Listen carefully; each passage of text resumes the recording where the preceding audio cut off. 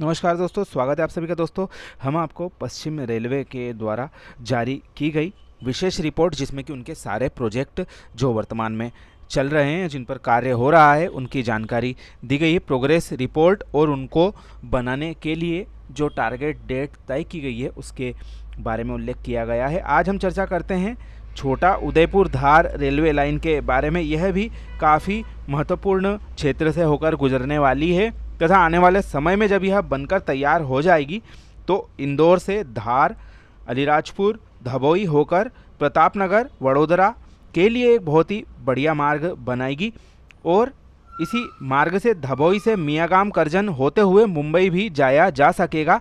इसलिए यह मार्ग काफ़ी उपयोगी उस स्थिति में हो जाता है मालवा क्षेत्र की मुंबई और गुजरात सहित दक्षिण भारत से एक बहुत ही अच्छी कनेक्टिविटी इस मार्ग के बनने के बाद में प्राप्त की जा सकती है। लेकिन इस परियोजना का भी हाल दाहोद इंदौर परियोजना के जैसा ही है।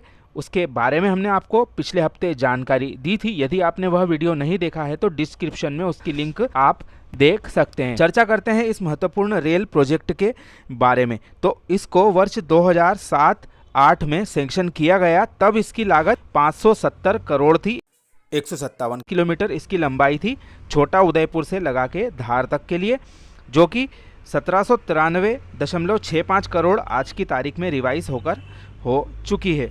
और इसमें से करीब 1182 करोड़ रुपए का खर्च भी रेलवे कर चुकी है अभी तक। लेकिन इसका करीब 70-75 किलोमीटर तक का ही सेक्शन बनकर तैयार हो पाया है, जोबट तक का। तो यह मान सकते हैं कि इस परियोजना में दाहोद इंदौर परियोजना से काफ़ी अच्छी प्रोग्रेस है। आधा सफ़र इसने अपना तय कर लिया है और करीब आधे के आसपास इसमें बजट खर्च हो गया है। लेकिन अभी भी बड़ी चुनौतियां इसके सामने हैं, जिसके बारे में हम आपसे आगे डिस्कस करते हैं। वर्ष 2021 जुलाई महीने में इसको विद्युतीकरण करने के लिए भी मंजूरी दे दी गई थी, जिसको कि कुल 269 करोड़ की लागत से बनाया जाना था। यह लागत पूर्व में 177 करोड़ के आसपास थी, लेकिन अतिरिक्त खर्च बढ़ने की वजह से यह लागत 269 करोड़ रुपए के आसपास यानी कि 100 करोड़ के करीब बढ़ गई। इस परियोजना की चर्चा करते हैं। काकड़वा तक 546.75 हेक्टेयर भूमि अधिग्रहित कर ली गई है। काकड़वा से धार के 66 किलोमीटर खंड में करीब 608.66 हेक्टेयर भूमि का अधिग्रहण किया जाना है, जिसमें कि 241.66 हेक्टेयर निजी और 121 हेक्टेयर सरकारी भूमि है और 248 हेक्टेयर वन भूमि है। यहाँ वन भूमि के बारे में आपको अवगत कराएंगे कि वन भूमि अधिग्रहण का प्रस्ताव बहुत देर से यानी कि वर्ष 2022 में वडोदरा मंडल द्वारा भेजा गया, अभी तक उस पर स्वीकृति नहीं आ पाई है। इसमें साफ तौर पर पश्चिम रेलवे वडोदरा मंडल का भी रुख हमें नज़र आता है कि आखिरकार इस परियोजना के वन भूमि के लिए उनके द्वारा प्रस्ताव काफ़ी पहले क्यों नहीं दिया गया, इतने लंबे समय तक इसे क्यों अटकाया गया, जिसके परिणाम स्वरूप यह जो सेक्शन है इसकी वन भूमि हाल ही में लंबित पड़ी हुई है। आगे हम बात करते हैं भूमि अधिग्रहण के बारे में। धार जिले में 287.24 हेक्टेयर भूमि का अधिग्रहण किया जाना है, जिसमें से 46.16 हेक्टेयर भूमि रेलवे को सौंप दी गई है तथा शेष 220.80 हेक्टेयर प्राइवेट भूमि के लिए 19 ग्रामों में स्वीकृति दी जा चुकी है, जिसमें से 20.268 हेक्टेयर चुम्पिया गांव सेक्टर 11 में जमीन है।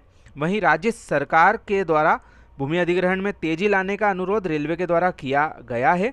158.06 हेक्टेयर शासकीय भूमि के हस्तांतरण हेतु प्रस्ताव भी लंबित है।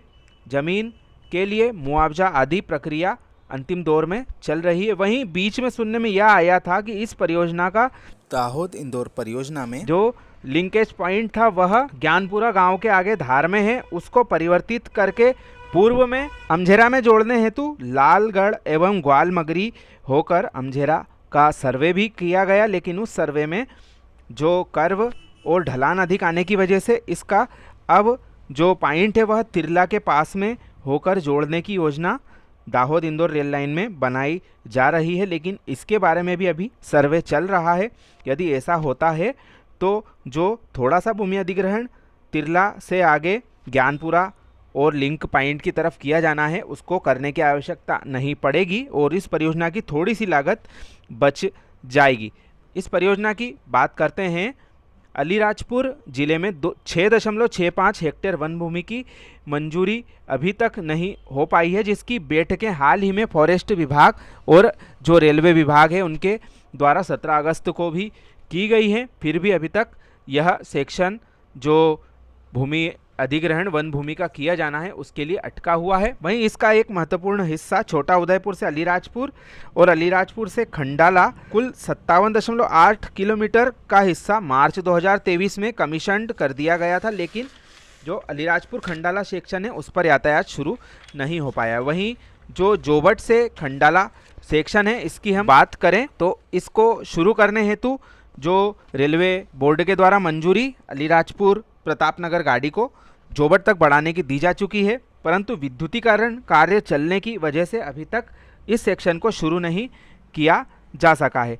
जोबट से डेकाकुंड के कार्यों की बात करें तो इंजीनियरिंग कार्य लगभग 50%, सिग्नल और टेलीकॉम 50%, इलेक्ट्रिफिकेशन 1% पूरा हुआ है, अर्थवर्क 87% इस सेक्शन में हो चुका है, माइनर ब्रिज हो चुके हैं, केवल 650 मीटर लंबाई का जो वन भूमि में एक ब्रिज बनाया जाना है उसको छोड़कर ब्लैंकेटिंग 56% हो चुकी है और माइनर ब्रिज 95% लगभग बना लिए गए हैं। बड़े पुल 3 में से तीनों के फाउंडेशन नवंबर 2023 तक पूरे कर लिए जाएंगे। ट्रैक लिंकिंग और बिल्डिंग के कॉन्ट्रैक्ट 4 जुलाई को दे दिए गए हैं, जो कि आगामी 1-1.5 वर्ष में पूरे किए जा सकते हैं, लेकिन इसमें अलीराजपुर का जो वन भूमि का प्रपोजल है अभी तक वह अटका हुआ है। जैसा कि हमने बताया उसके लिए मीटिंगों का दौर जारी है। अब चर्चा करते हैं अगले सेक्शन के लिए। डेकाकुंड से टांडा रोड 16 किलोमीटर लंबाई का यह सेक्शन है, जिसके कि 40% इंजीनियरिंग कार्य, सिग्नल और टेलीकॉम के 5% कार्य, इलेक्ट्रिक के 2% कार्य हो चुके हैं। इसमें अर्थवर्क और माइनर ब्रिज की जो अवस्था है 4.7 किलोमीटर में अर्थवर्क का कार्य कर लिया गया है और minor bridge limited height Subway 37 में से 8 पर कार्य चल रहा है, 22% यह प्रगति है।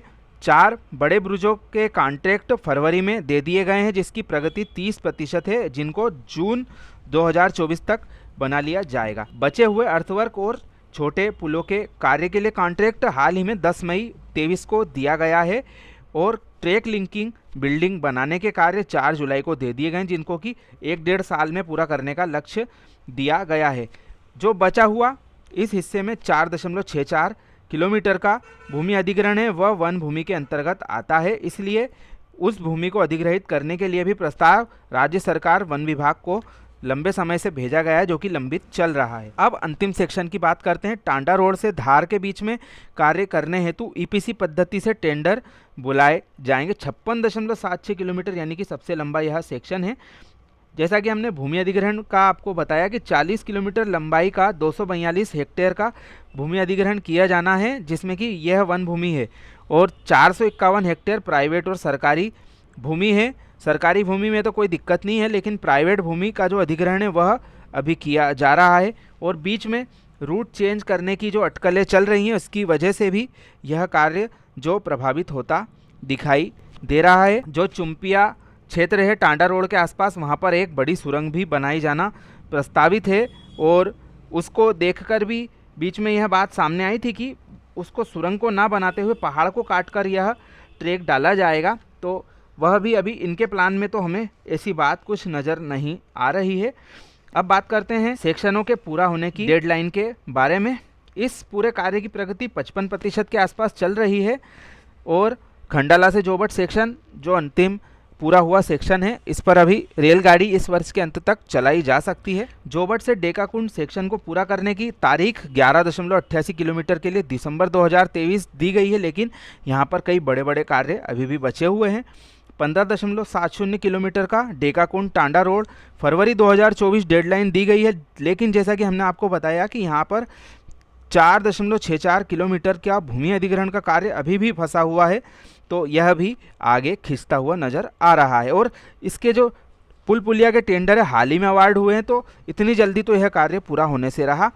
56.71 किलोमीटर टांडा रोड से धार को पूरा करने का समय सीमा दी गई है दिसंबर 2026। यह भी बहुत लंबा समय होता है, लेकिन जो बीच बीच के मुद्दे जैसे कि रूट अलाइनमेंट चेंज करना भूमि अधिग्रहण की दिक्कतें, वन भूमि की परमिशन अभी तक नहीं देने के कारण से यह कार्य कुल मिलाकर लंबा ही खिंचता नजर आ रहा है, क्योंकि अब यहाँ पर मध्य प्रदेश में आचार संहिता लग जाएगी। उम्मीद थी कि एक सेक्शन कम से कम इसमें से जोबट वाला जो था वह चालू हो जाता तो क्षेत्र की जनता को रेल की सुविधा मिल जाती, लेकिन ऐसा भी फिलहाल में तो होता नज़र नहीं आ रहा, क्योंकि विद्युतीकरण का कार्य यहाँ पर किया जा रहा है। सीधे विद्युत इंजन से ही वहाँ पर ट्रेन रेलवे प्रशासन चलाएगा, ऐसा साफ तौर पर नज़र आ रहा है। तो यह थी छोटा उदयपुर धार रेलवे लाइन के बारे में पश्चिम रेलवे की प्रोग्रेस रिपोर्ट में से महत्वपूर्ण अंश।